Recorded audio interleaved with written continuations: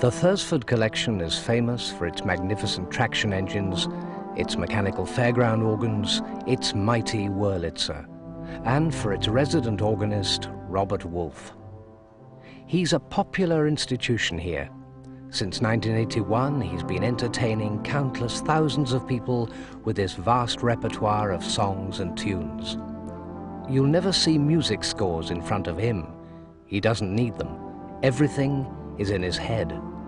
More remarkably, Robert Wolfe, British and international organ celebrity, is entirely self-taught. He was born in Luton in 1961 and learned audience appeal early on.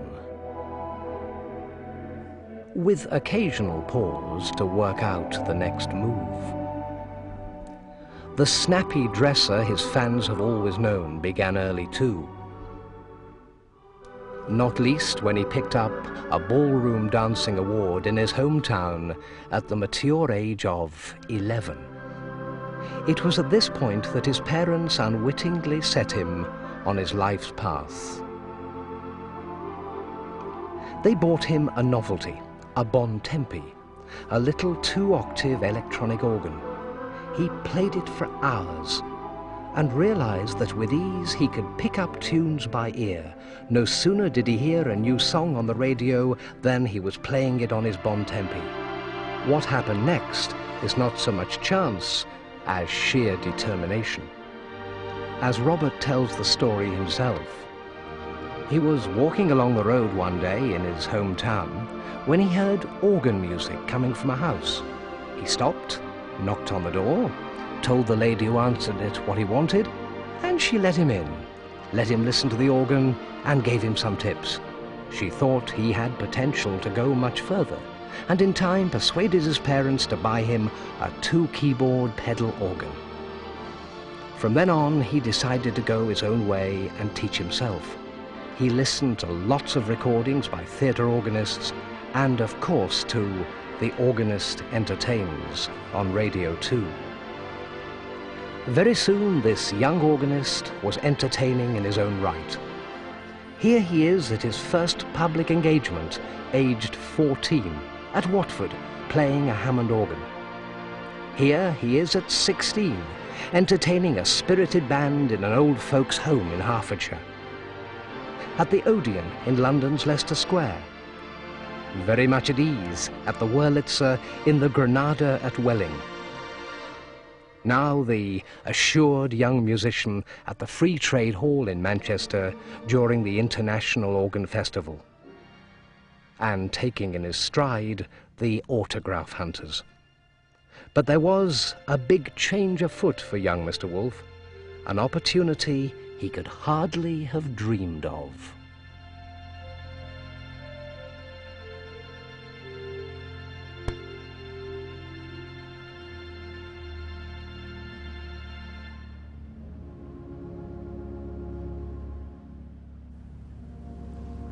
Hello, I'm Robert Wolfe. Welcome back to Thursford and the mighty Wurlitzer organ. I've been resident organist here since 1981. I first became aware of Wurlitzers when I was about 13, but not really hooked till I was 15 and was first taken by my parents to the Tower Ballroom in Blackpool. I never saw anything of my parents whilst I was at Blackpool. I used to go into the tower at 10 in the morning as soon as they opened and sat and listened to every organist till I was literally thrown out of the building at 11:30 when all the music had finished. I asked if there was any chance that I could have a go on the Tower Wurlitzer, and much to my astonishment they said, yes, if you come in early enough one morning then you're welcome to have a few tunes on it. I couldn't believe but that I was invited back to have an audition on the Tower Wurlitzer several months later. Then came a phone call. The message was, if you want a job, it's yours. I couldn't believe it. I was going to leave school with no qualifications, no exam results or anything, much to the horror of my teachers and headmasters. But I went to Blackpool. I was just 16.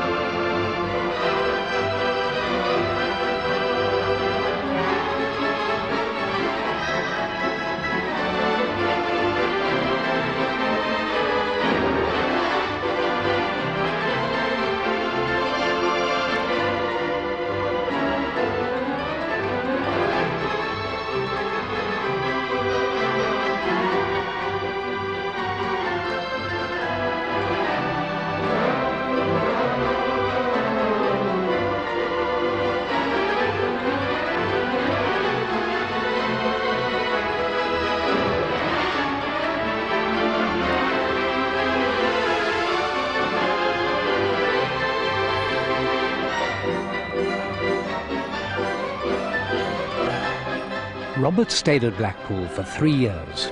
With the name of the tower behind him and the experience of playing for dancing every day, his name was already familiar in the organ world, and he began to get invitations from organ clubs around the country, which would in time spark winter tours worldwide. In 1981, at the age of 19, he was made patron of the Theatre Organ Club of Great Britain.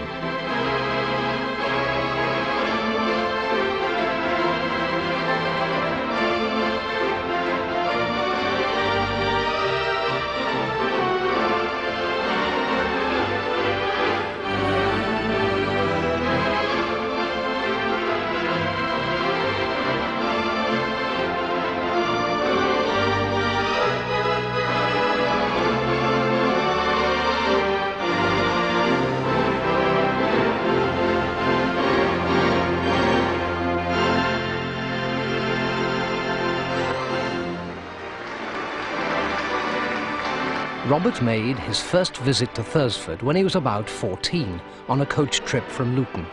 Again, but of course, he was allowed to play the Wurlitzer. The place as a whole fascinated him. I fell in love with it even then, he says. While he was still at Blackpool, he'd met the Cushing family, the founders of the Thursford collection, at the Tower, and they told him they were looking for a full-time organist. It was too good a chance to miss, to be solo organist in his own right. At Easter 1981, the town boy musician made the leap to rural Norfolk. Can I bother you once more? Certainly, yeah.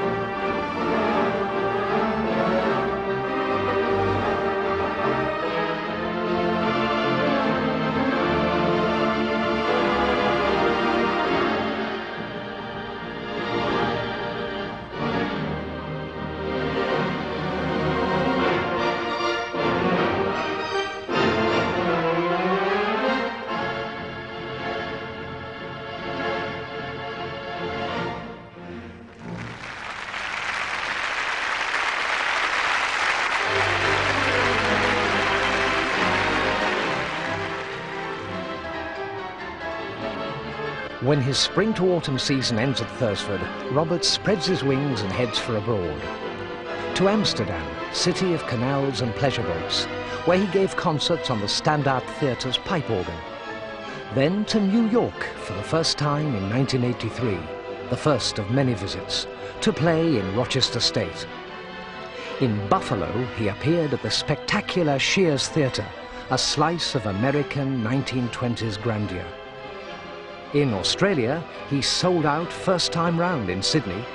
When he moved on to the smaller town of Cremorne, they were ready to welcome him. Robert Wolfe, over the top down under, following two successful sellout Sydney shows, the sensational British organist Robert Wolfe will perform the final show of his 1990 Australasian concert tour at Mike Walsh's opulent Hayden Orpheum Picture Palace.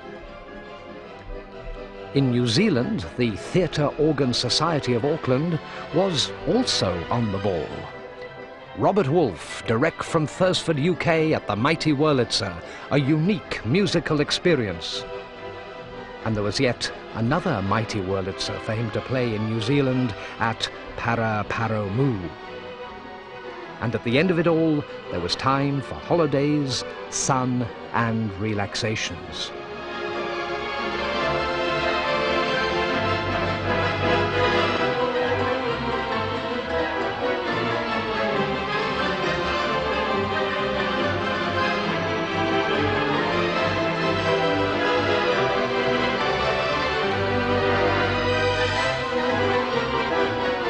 Back at Thursford, his ever-growing fan club recently gained a very special honorary member, George Cushing, inspiration of the Thursford collection. And as it was George who brought the Wurlitzer here from the Paramount Cinema in Leeds, it couldn't be more appropriate. Here's Robert to give us an organist's eye view of this marvellous instrument.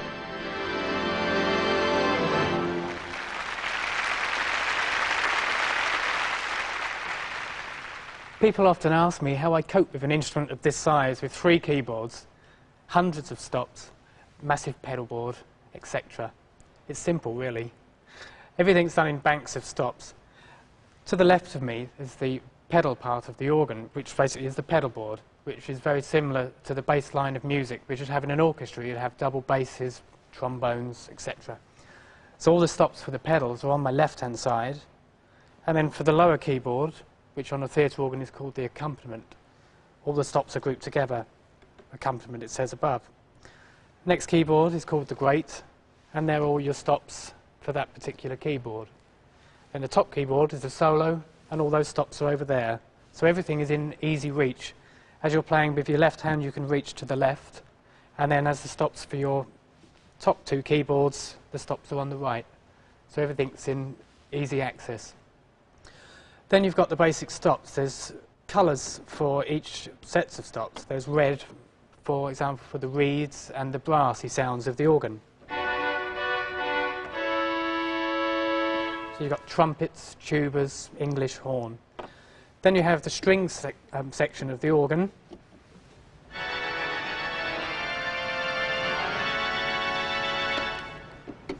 Then you have your basic flute sound, which would be like the basis of many church organs.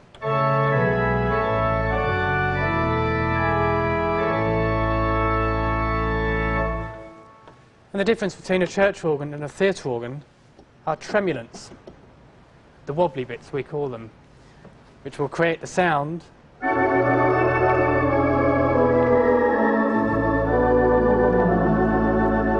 which is a much warmer and lush sound. So the theatre organ is basically very similar to an orchestra. You've got everything that you'd have in an orchestra. You've also got your percussions, you've got drums. For Latin American, you'd have a tambourine, castanets. It's even got its own marimba harp.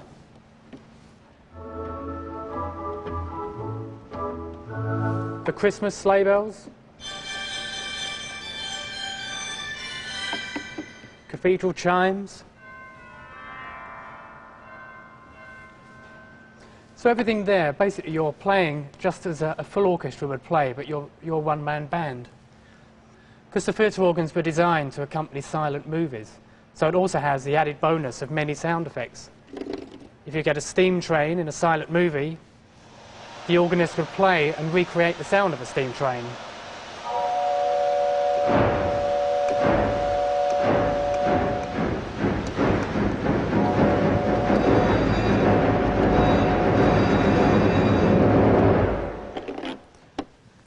Then by contrast, we go straight to the birds. A bird whistle. A car chase would feature a car horn, an auto car horn. Telephone bells.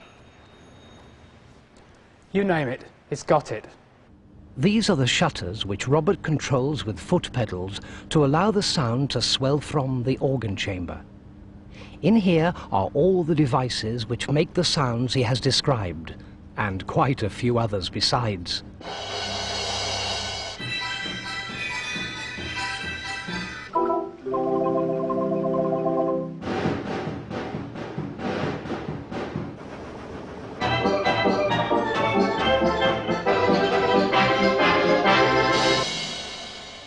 This is a bird's-eye view of the chamber, which houses, in addition to the features you've just seen, no less than 1,339 pipes, ranging from 16 feet in length to a minuscule half an inch.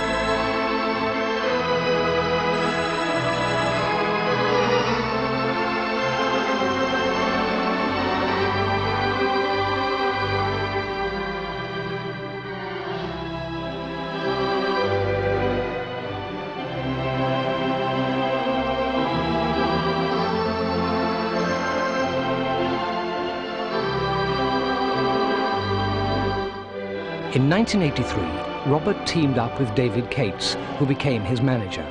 Together, backed by the resources of the Thursford collection, they have created splendid visual effects to complement Robert's music.